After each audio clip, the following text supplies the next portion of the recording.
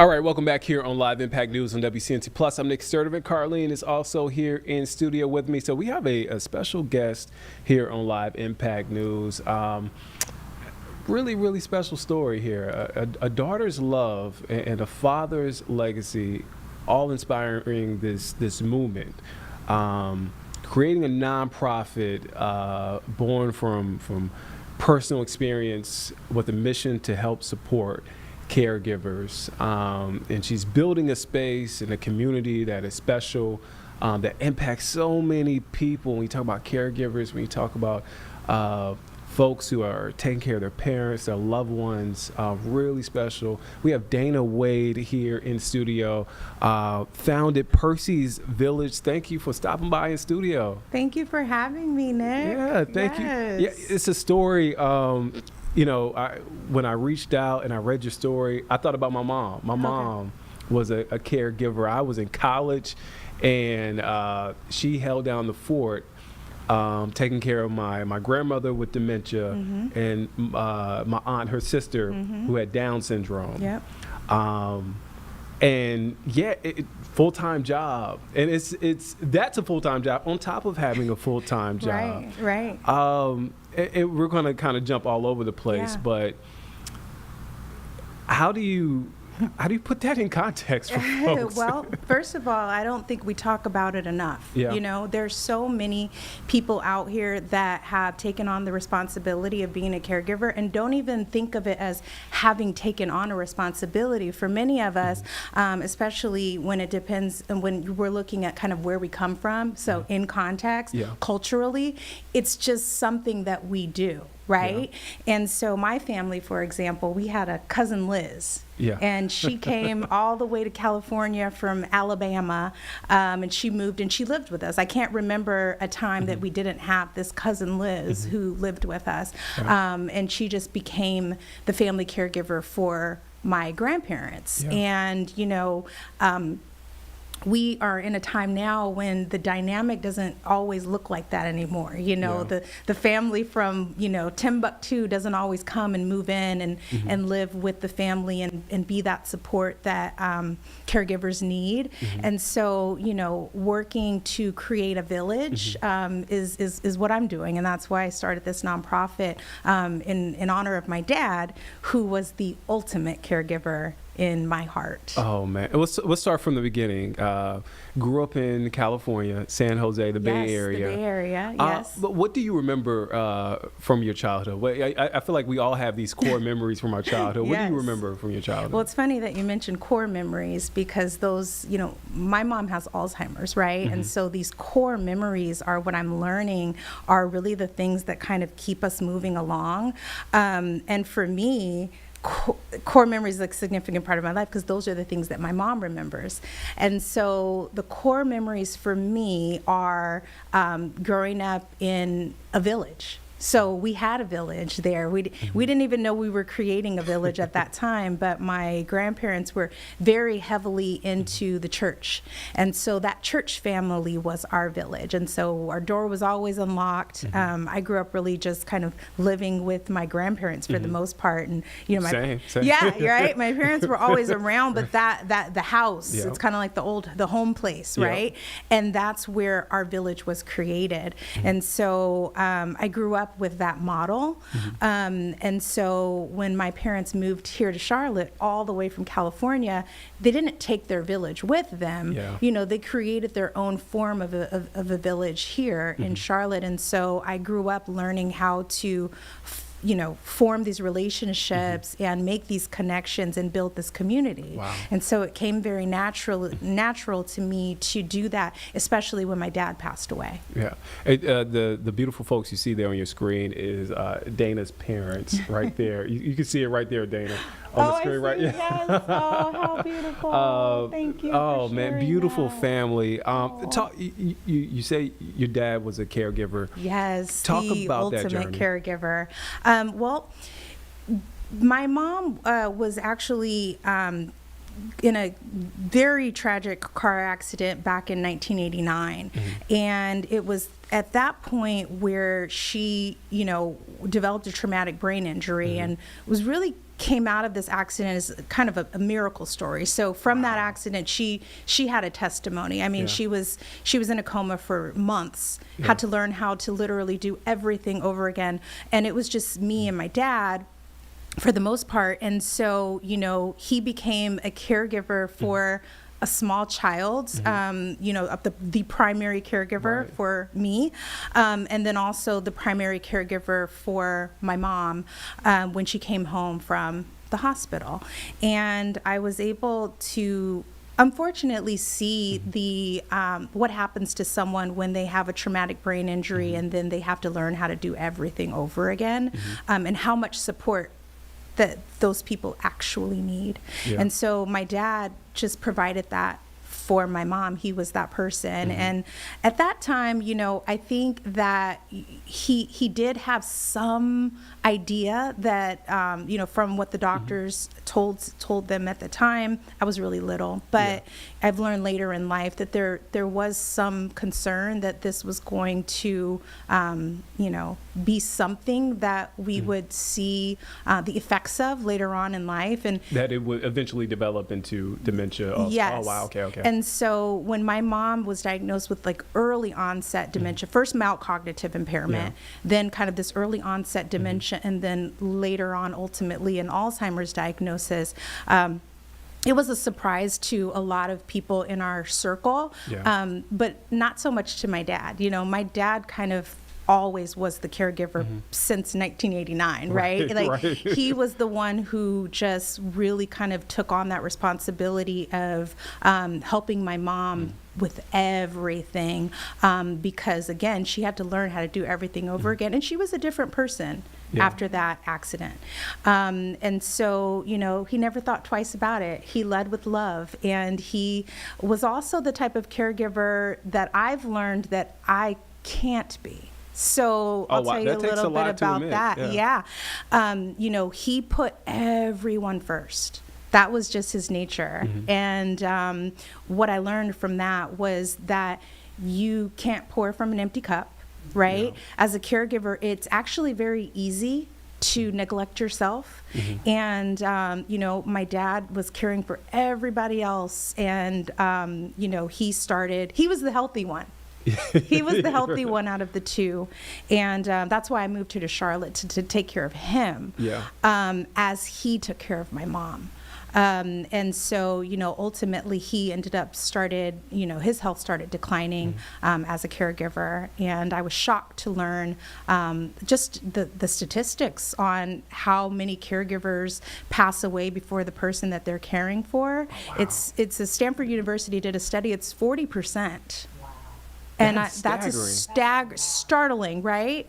And so as soon as I kind of started digging in and really learning about dementia and what it takes to be a caregiver for someone with dementia and all of these different things, I was like, we have to do more. We have to do more because people are dying.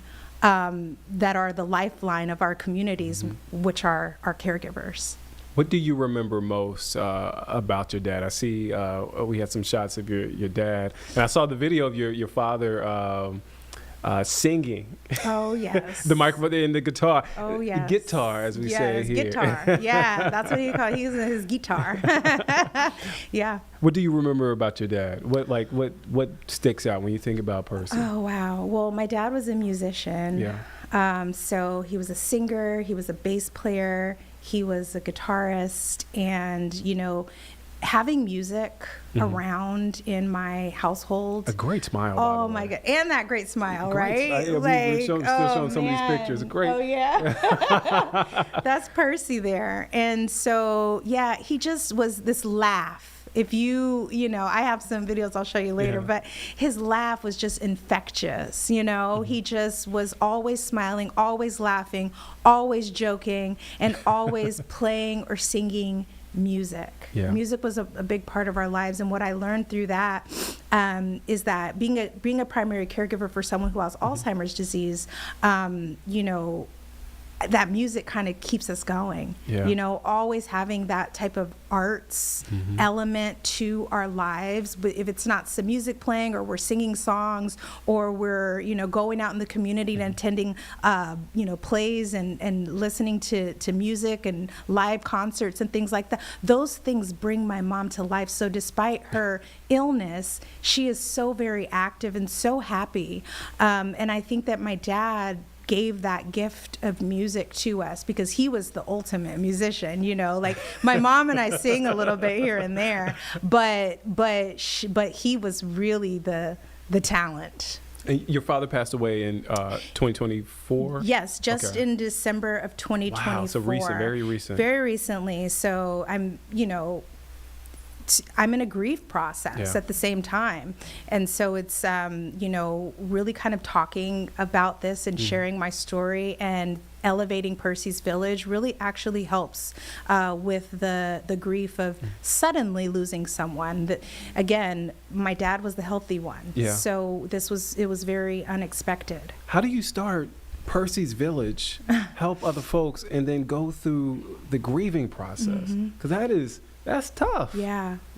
It actually helps, you know, talking about it, because really, you know, at the end of the day, I created Percy's Village so that we can have more of these types of conversations, so that we can share our stories, so that we can learn from each other.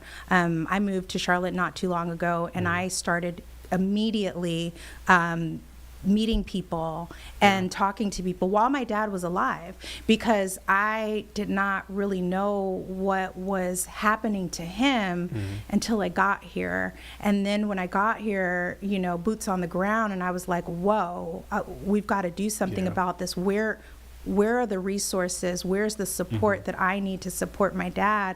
And I quickly started meeting folks. The Frankie May Foundation. Oh, I love the exactly. great, incredible people. Yes, there, yes. The Memory Cafe, Gracious Living, where my mom goes during the day to kind of help keep her active and engaged a lot of the time.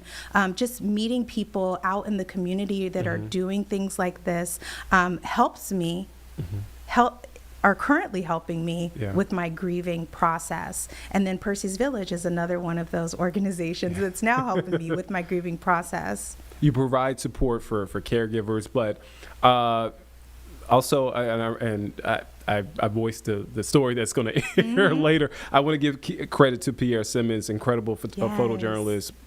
Went out, interviewed you, put this incredible story together, but a facility on the horizon. Can you talk about that? I know that's in the works, but can you talk about that? Yes, I would love to talk about it. So when my parents moved here, earlier we were talking about this, way back in 2001, they moved to Charlotte all the way from California, and they fell in love with Charlotte, right? They knew that this was going to be their forever home, where they would, what my dad would always say, you know, we're going to grow old here. We're gonna spend our golden years here in this home here in Charlotte. And so they joined a church here called Greater Providence Baptist Church, and they started building a community. And so when my dad passed away, you know, I didn't know what I was going to do for my mom, whose Alzheimer's is advancing, right? I'm not a trained medical professional, you know, and I didn't think that I had the tools to be able to care for her as her primary caregiver. So I actually found the best memory care facility in Charlotte, and I was like, we're going to just, you know, get the, you know, top of the tier care for her. And I quickly learned, after being there for only a couple of weeks, that this was not the place for mom.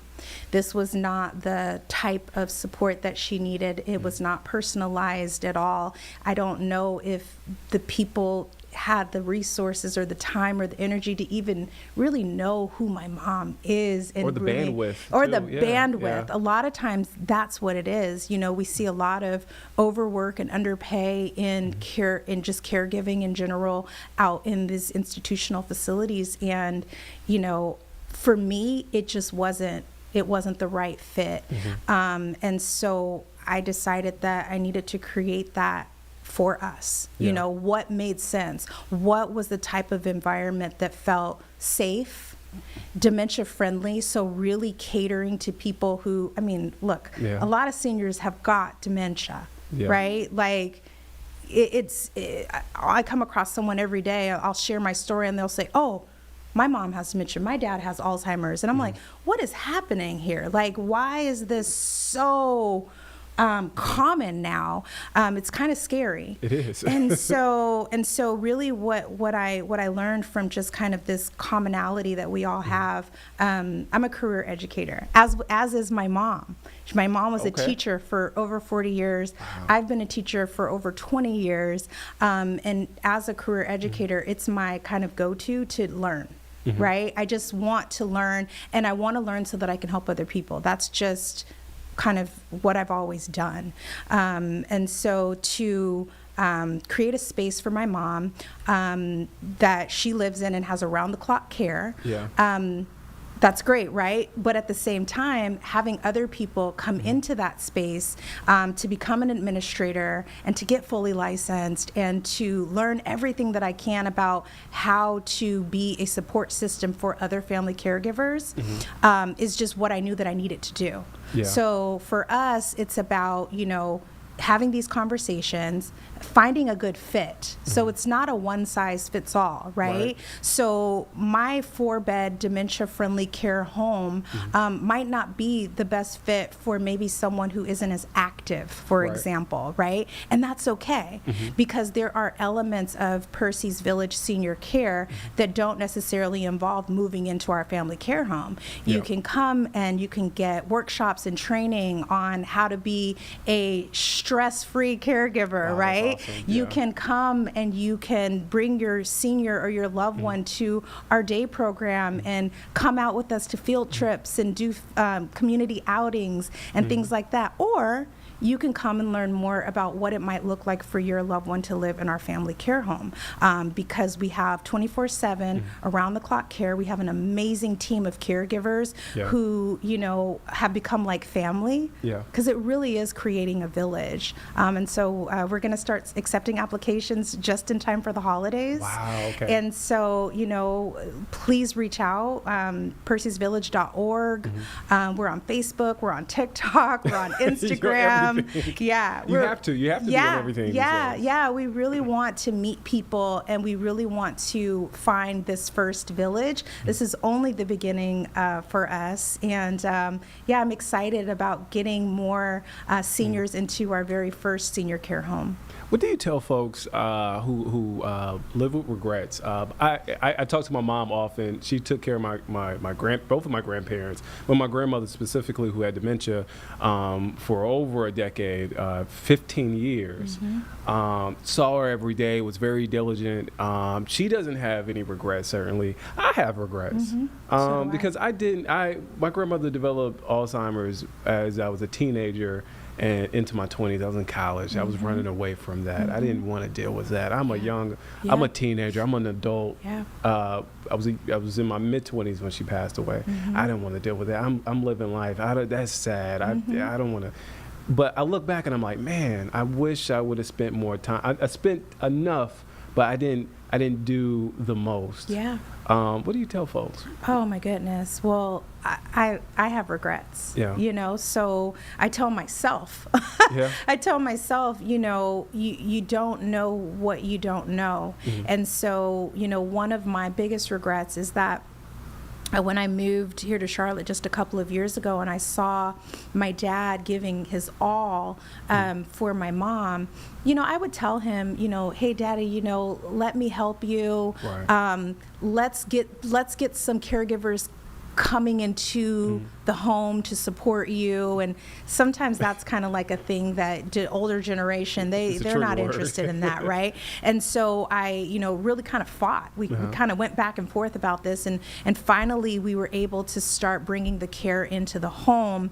At that point, it was kind of too late, because his health had already really started to deteriorate. So, again, you don't know what you don't know is what I tell people, and what I tell myself when I start really feeling down and out about how did this happen? Like, how did my dad die? Like, he was the healthy one. What went wrong? you don't know what you don't know. And now that I know, I've made it my mission and Percy's Village's mission to spread the word, bring somebody into the home. Don't just kind of let that parent or that loved one or that sibling or that spouse say, no, I got it. No, you don't got it. It's okay not to have it. Right. Like, I kind of wish that, I mean, I was pretty stern with my dad, and you know, but even with that, it still took a while for him to come around. You know, I wish that I had done it sooner. There's also an aspect of, you know, you have a healthy, let's take parents, for example. You have a healthy parent, and then you have a parent with, say, Alzheimer's, for example. Yeah. What does that look like when you need to separate the two of them? Yeah. Now that's a hard one, and we're not having these conversations enough. I'm a part of the sandwich generation, right? Yeah. Which means that, you know, a lot of my peers are caring for a child and or a parent at the same time. Oh. That's a lot to juggle, right? And so how do we do this with, you know, keep it without losing our minds? Right? My dad would start to tell me, he would say, you know, even before he started falling and hitting his head, right? That's a stress-related response to being a caregiver, right? You wake up, you're tired, you're doing all this, your loved one is, you know, looking for their deceased parent who's been gone for 40 years, but they can't find them, and they're opening up all the, I mean, you can literally start to feel like you're losing your mind. Wow. And when my dad started telling me, he said, I think I got the Alzheimer's. He kept saying, I think I got the Alzheimer's. And, you know, he was saying it kind of in a funny way. Right. But he was serious. He felt like he was losing his mind at 82 years old, and he was. Oh, my God. So take it seriously when your loved one is kind of like crying for help, but not necessarily crying for help. Really listen, and really, you know, have these conversations with other people who have been through it. Reach out to me. Like, I love hearing people's stories, because every time someone tells me their story, I have a connection to that story. And I say, you know what? I might say, have you ever talked to your parent about what it might look like to separate them? I don't know what, you know, separation looks different for different people. Like, you know, I'm not saying divorce now. Right. I'm saying, you know, there might be an opportunity to there's a place that I send my mom a lot of the time, where she's able to engage with people her age, and it's called Gracious Living, and it's a day program. And so I'm creating a day program for her at home, because there's going to be a time when she's not able to leave the house and go out to a day program, but while she can, I try to send her as much as I can, right? If I had started incorporating things like that and using those types of resources while my dad was alive, that would have been a big help for him, you know, but they were attached at the hip, married for over 45 years. I get it. He didn't want to leave his baby. No, not for a minute. Not for a minute. But, you know, but you just have these conversations. Talk to your loved ones. Like, just find out what they need. And you might be surprised at what they're open to, because oftentimes the caregivers, especially the spouses of someone with a disease like Alzheimer's, they're struggling in silence. One last question before I get you out of here. I do want to ask the walk, and I always mix up the words, just how my brain works. Okay. The walk to end Alzheimer's. Yes, that's Did I it. get it right? Okay, Yeah, I always yeah. mix up the words, Yeah. and it's not intentionally. Please don't kill me. But okay. This weekend, Yes, you're going to be participating. Yay. Yes, Team Percy's Village. We will be at the Walk to End Alzheimer's on Saturday, October 18th. We've already raised $1,000 for Alzheimer's. Oh, wow. There is, 6 million people that are living with Alzheimer's disease, and over 11 million caregivers that are caring for these people. And we have the team page up right yes, now. Right now on your please screen. reach out to Dayna, me, at percysvillage.org, and I'll sign you up if you want to be a part of our team. Oh, Dayna, and while you're out there, give her a hug. Okay. Say hey. Yeah. I'm sure. Oh, I'm right. Oh, right. Me. I'm soliciting the hugs. I thought you were talking about my mom. And her mom. I was like, she'll be there. You can give her a hug. Dayna and her mom a hug. Tell them you love them. Engage. Just really a source for really good information and help. Yeah. More importantly, help. Yeah. Dayna, thank you for your time. Thank you for stopping by. Having me. Look, if you're just now tuning in and you just missed this interview, and you said, "Damn, I just missed another interview." Don't worry, it'll be on our digital platforms. The full interview a little later. Dayna, thank you for your time. Thank you so much. All right, so we are going to. Do we want to take a break? Let's take a quick break. We're going to step aside for 2 minutes here on Live Impact News on WCNC Plus.